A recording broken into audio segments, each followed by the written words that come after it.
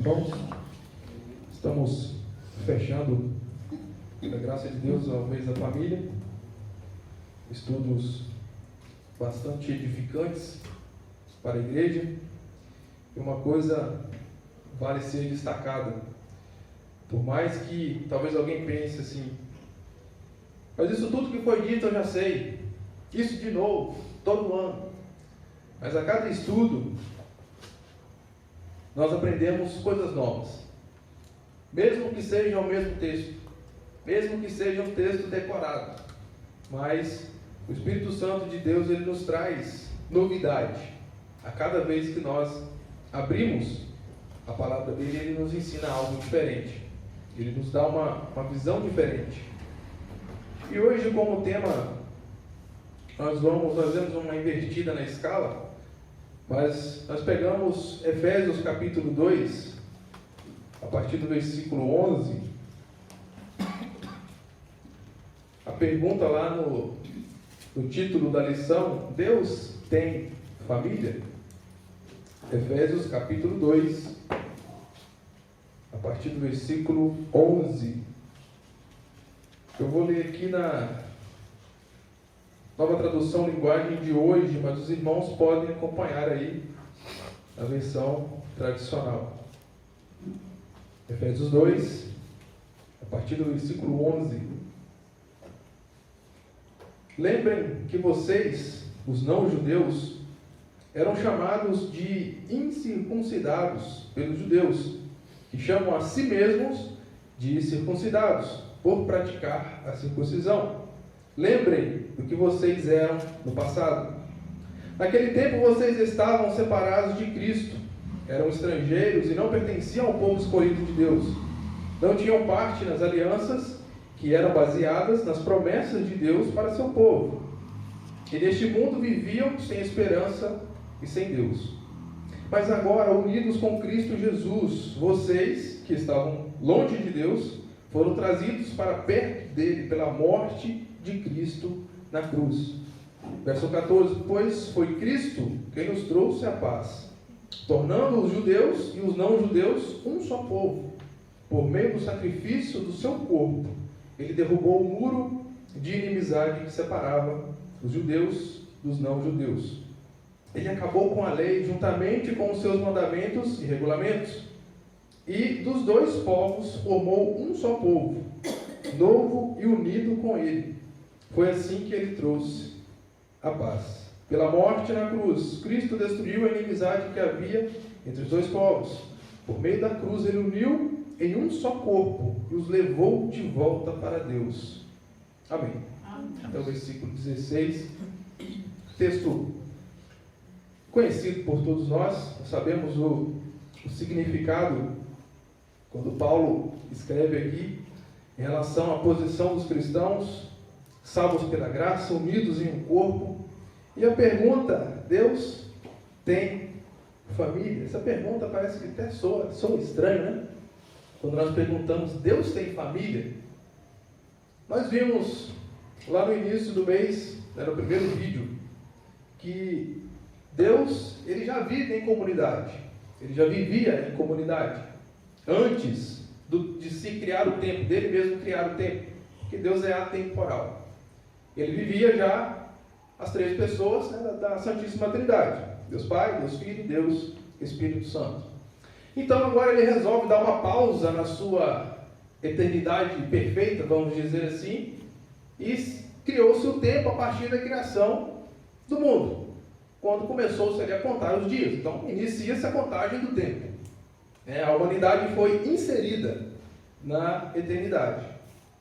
E agora Deus, ele cria, Adão e Eva ali.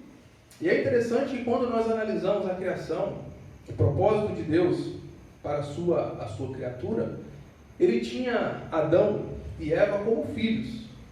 Deus, ele ia pessoalmente estar com eles ali no Éden.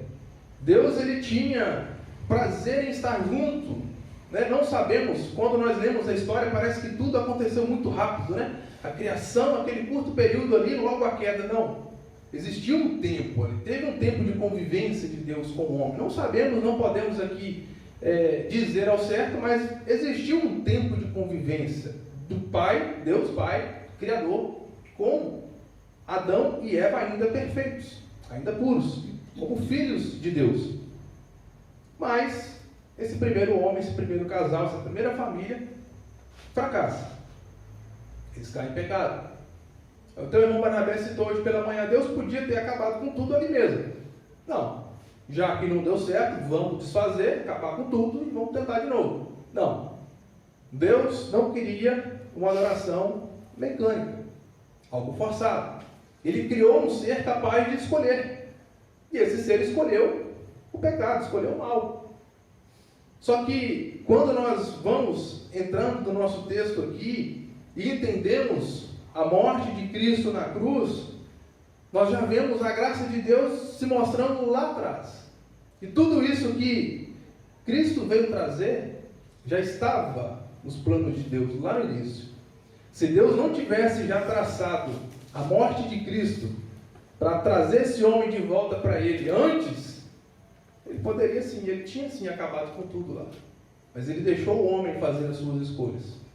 E quando nós vemos os primeiros capítulos de Gênesis, acontece muita coisa. Nós vemos Deus dar um reset na história. Com Noé.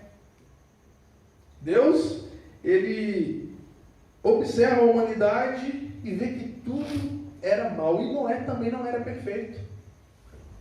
Quando nós analisamos a história, mas alguém pergunta, né? Por que Noé? Por que Deus preservou Noé e a maldade continuou do mesmo jeito? Não era para ter voltado ao princípio? Não era pecador, Noé não era perfeito. O mal continuou. Deus teve misericórdia de toda a humanidade. Nós hoje somos filhos de Adão, mas somos filhos de Noé. A humanidade renasceu em Noé. Noé foi vamos dizer assim, a última esperança naquele momento ali para a humanidade, quando Deus reseta a história. Quando Deus reinicia a história a partir de Noé. Mas o homem falha novamente.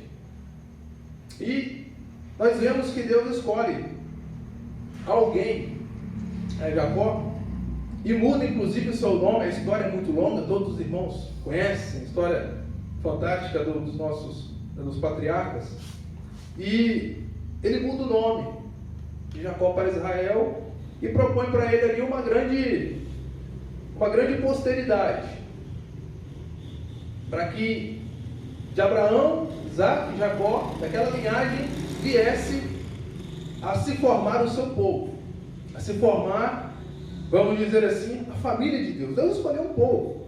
Aí alguém pode indagar, então, mas por que Deus, entre tantas raças, tantos povos, Deus escolheu apenas um para dar origem ao seu povo? Porque Ele é Deus. E Ele quis, pela sua vontade, separar um povo para si. Olha, a partir de você, você vai dar origem a um povo que eu vou chamar de meu. Vai ser o meu povo, vai ser a minha família. Só que, novamente, o homem fracassa. Nós vemos a história do povo de Israel, a tragédia atrás de tragédia, e Deus mostrando a sua graça com eles o tempo todo. É um povo que vai cativo, um povo que cresce no Egito, né, que nasce no Egito, se fortalece no Egito, mas vira escravo logo depois.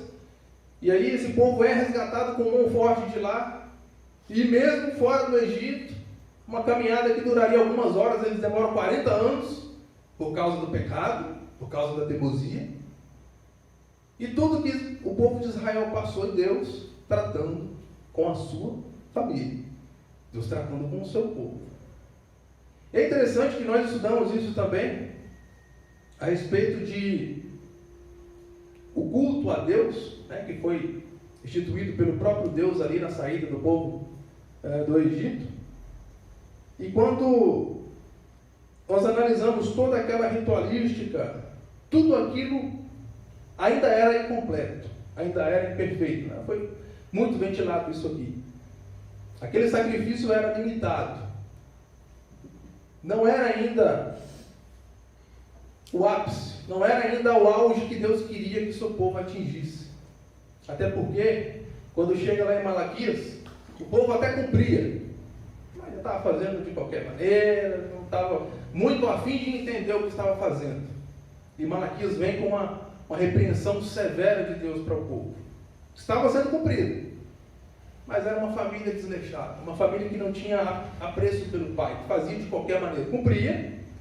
E é interessante que quando nós analisamos, nós olhamos para Deus como nosso pai, há que se cumprir regras. O bom pai não é aquele que deixa o filho fazer o que quer. O bom pai é aquele que ensina o filho como fazer o correto. Alguém disse uma vez uma coisa que eu nunca esqueci. Alguém que tinha uma filhinha pequena falou: eu não posso cobrar da minha filha, eu não posso recorrigir a minha filha se ela fez algo que eu ainda não ensinei que não pode. Eu só posso corrigir ela se ela fizer aquilo que eu já ensinei que não pode fazer. Como que você vai corrigir alguém? Uma criança, que a criança, como o Rodrigo disse, ela absorve tudo que você fala. Pode até se fingir de bobo, mas quem entendeu, entendeu. E o Pai, Deus, Ele primeiro nos ensina, para depois Ele nos corrigir. Deus, Ele não vai corrigir o filho, Ele não nos corrige por aquilo que nós não sabemos. A graça de Deus está estendida ainda à humanidade, porque talvez há ainda pessoas que estão no pecado sem saber que estão. Vamos usar esse termo. Acho que os irmãos entenderam o que eu quis dizer. Ainda existem pessoas, talvez, no mundo, inocentes, sem conhecer a graça de Deus, mas uma vez conhecendo, Deus vai cobrar, Deus vai corrigir, segundo a ciência daquela pessoa, segundo o conhecimento que aquela pessoa tem de Deus. E agora, quando toda essa história tem um desfecho em Cristo Jesus, o elo de ligação novamente desse filho que somos nós, né, dessa criatura caída a Deus. Só Jesus pode nos dar acesso direto ao Pai, porque nós vamos por Ele, nós vamos como se fosse através dele. Não somos nós que chegamos adiante de Deus, mas é Jesus que nos leva consigo para diante de Deus. Ele é o nosso penhor, Ele é o selo que nos garante a salvação. E é interessante que o contexto aqui, escrito no texto, fala de uma divisão entre o próprio povo. Que o povo judeu, eles tinham um conhecimento muito grande do Messias.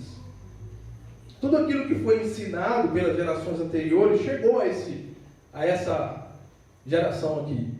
Só que de uma forma totalmente corrompida. Eles não creram em Jesus. Eles não creram no Filho de Deus, nascido da forma que foi. Simples. Eles esperavam um outro tipo de Messias. O Messias político, como nós sabemos. E esse povo se achava, eles tinham consigo mesmo aquele querer ser de melhor do que todo mundo. Uma forma de lidar com as pessoas como se todas as outras linhagens fossem inferiores a ele, porque eles eram o povo da promessa. E de fato eram. De fato eram. Só que Jesus veio para os que eram seus, e os seus não o receberam. Agora Jesus, ele é morto pela sua família. Ele é morto por aqueles da linhagem de Jacó que Deus tinha separado para ser a sua família. Eles não entenderam o propósito. Quando Jesus desce, foi recebido, inicia seu ministério, sempre tendo problemas. Os mais religiosos possíveis eram os mais problemáticos com Jesus, e agora ele é morto por eles. Ele é caluniado, morto, e a morte de Jesus, não sendo aceito pelo seu próprio povo, não sendo aceito pelo povo da promessa de Deus, agora ele abre caminho para que todos quantos crescem no seu nome se tornassem sua família. A rejeição de Israel, a rejeição dos judeus a Jesus, abriu as portas dos céus para os gentios. Claro que isso já era propósito de Deus. Isso já estava nos planos de Deus. Às vezes nós lemos a história e nós entendemos que, puxa vida, a história então fugiu do controle de Deus. Não. Estava tudo encaminhado para ser assim. E quando nós paramos para analisar, ele fala aqui de uma virada de chave. Lembrai-vos de que outrora vocês não tinham nada a ver com isso. Vocês eram estranhos. As promessas não eram para vocês. Mas agora Cristo traz a passagem. Cristo dá o passe livre para vocês entrarem. Basta crer. Deus, Ele espera que nós possamos fazer parte, todos nós, da família dele. Nós vemos nos evangelhos o corpo de Cristo, sendo comparado a um corpo mesmo, com órgãos, a uma planta, com o tronco, com os ramos e tudo mais. É uma engrenagem, é algo que inicia em Deus, através de Jesus, e todos nós fazemos parte do mesmo sistema. Quando às vezes alguém analisa isso aqui e pensa que é uma denominação específica, que é a família de Deus, não, nós somos o remanescente fiel do fim dos tempos, não tem nada disso.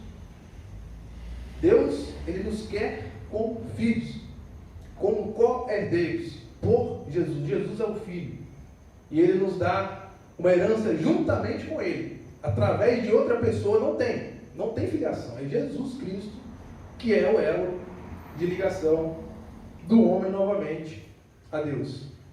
E lá no versículo 19 ele fala, assim já não sois estrangeiros ou peregrinos, mas concidadãos dos santos, sois da família de Deus. Jesus, ele traz de volta o homem perfeito, o homem caído.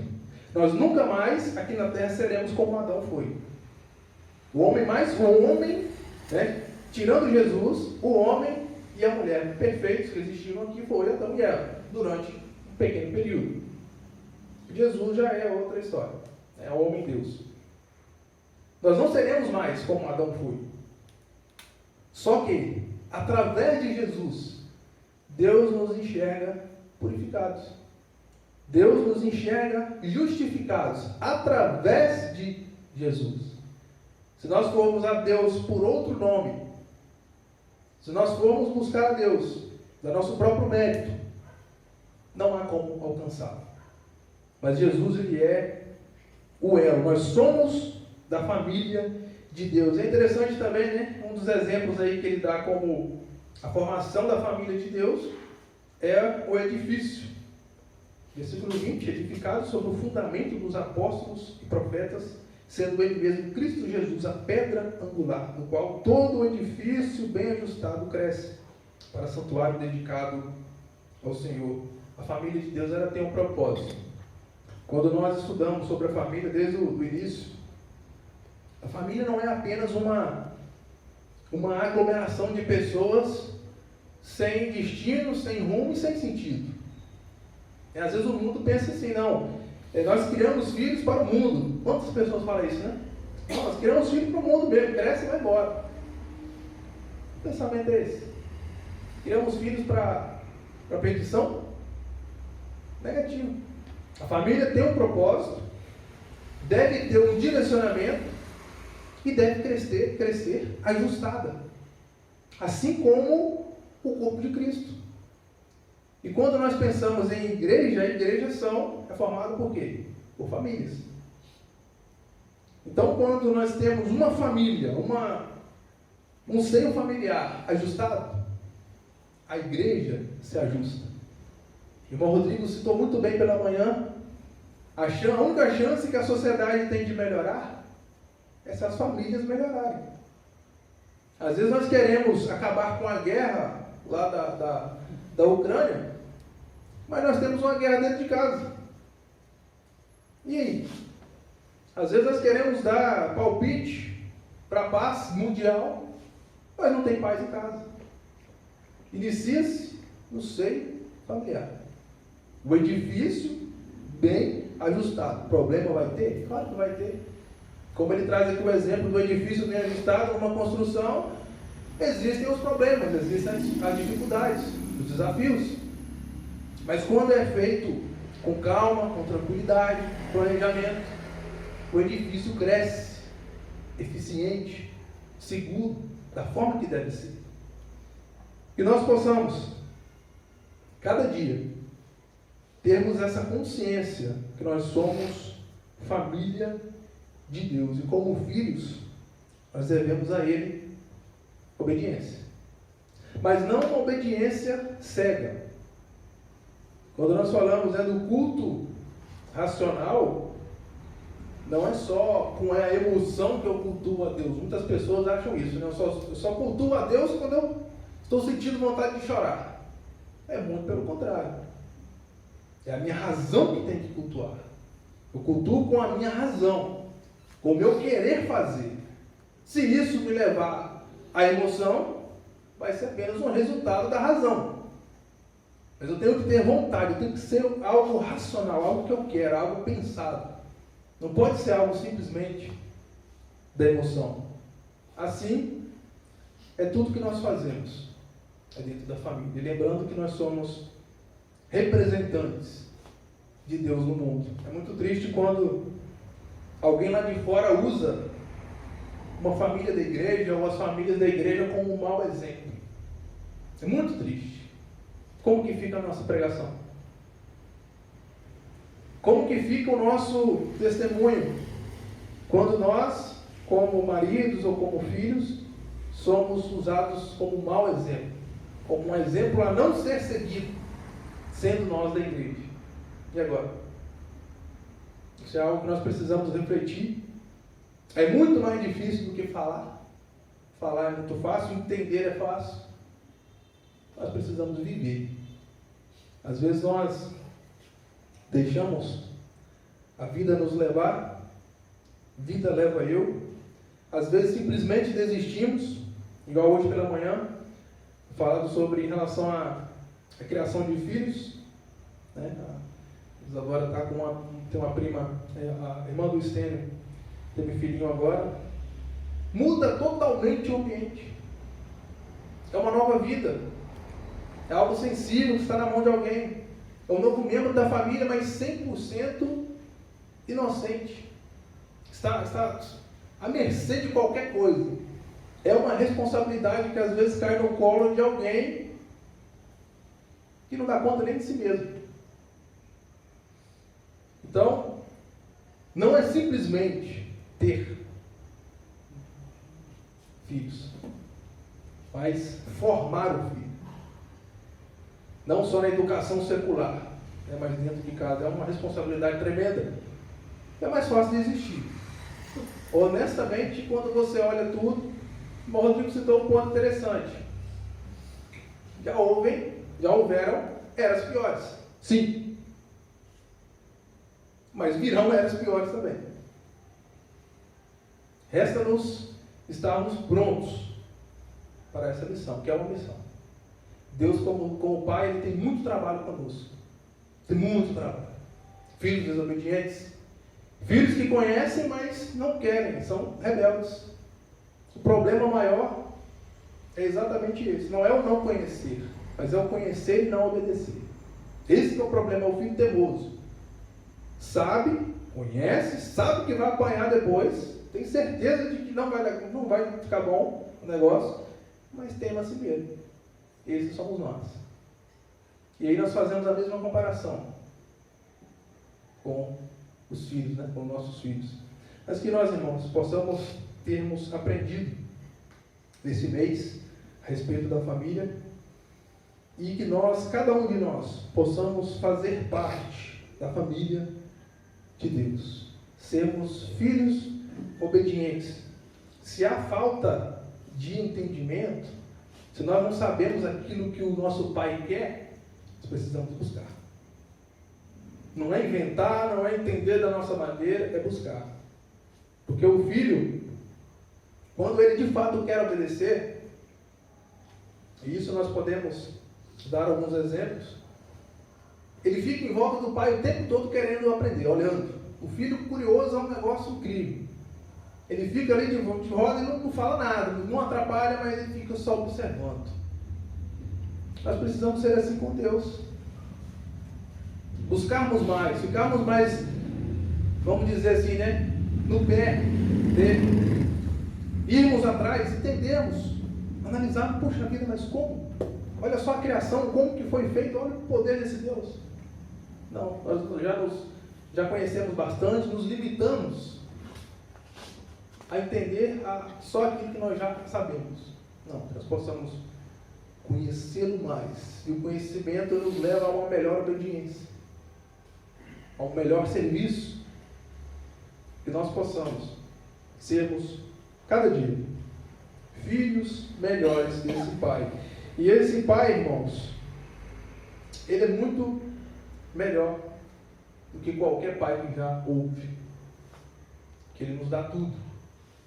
Mesmo nós nos achando o máximo, achando que nós somos independentes de Deus, mas a graça dele se manifesta para nós todos os dias. Não só para os que são filhos, isso que é interessante. Para os que ainda não são filhos também, a graça está sobre eles. Por enquanto, mas está. E também não é porque somos filhos que não vamos ser repreendidos, que não vai ter problema. Vai ter. A repreensão vem.